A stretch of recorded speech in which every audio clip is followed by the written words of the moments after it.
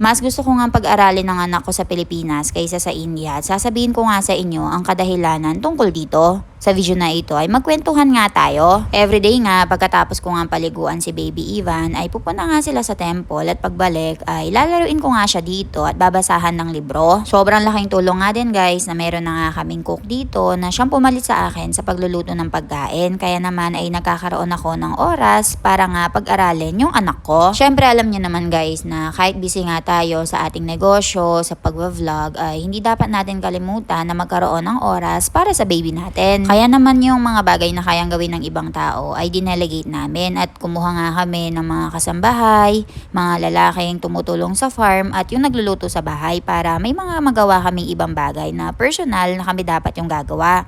Kagaya na lamang ng pag-handle ng negosyo, pagbabantay kay Baby Ivan, pakikipaglaro sa kanya para kahit nga ay busy ay meron pa rin quality time sa isa't isa. Marami nga din yung curious at nagtatanong sa inyo kung bakit hindi pa nga daw namin pinapasok sa eskwelahan si Baby Ivan. Actually guys, bago pa man mag-umpisa yung school year ay tinanong na nga namin sa mga daycare centers dito kung pwede na ba nilang tanggapin si Baby Ivan.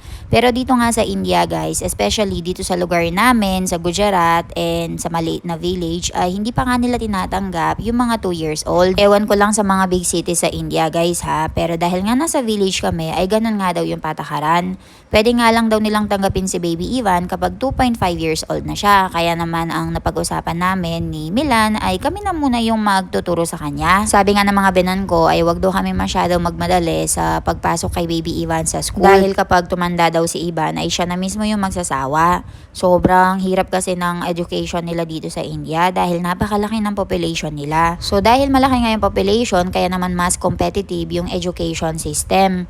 Yung mga bata nga dito guys ay naawa ako sa kanila dahil ibang-iba talaga sa Pilipinas. Sa Pilipinas kasi guys ay balance yung study, yung pag-aaral, yung paglalaro, yung family time. Dito sa India guys, yung kamag-anak ni Milan na pinsan niya, gumigising sila, grade 7 pa lang yun ha.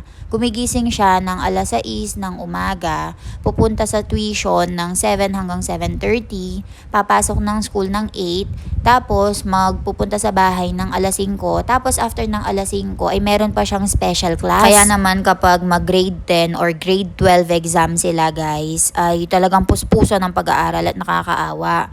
Gusto ko nga guys na kung mag-aaral man ng anak ko ay sa Pilipinas para hindi siya masyadong mahirapan and balance pa rin. Sobrang paghihirap nga yung pinagdadaanan ng mga estudyante dito tapos yung sweldo pa nila ay napakakaunti lang.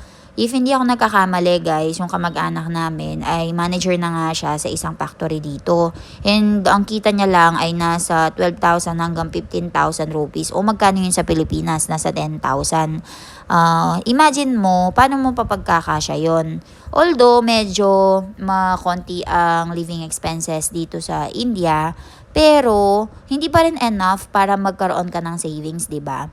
Kaya naman ay tignan natin kung saan tayo dadalhin ng kapalaran and kung maisipan natin na mag-ship sa Pilipinas. Kayo ba guys, kamusta ang education system sa Pilipinas? Gusto nyo ba? Puspusan ba yung pag-aaral ng mga bata? Or nakikita nyo na hindi naman sila masyadong na-stress?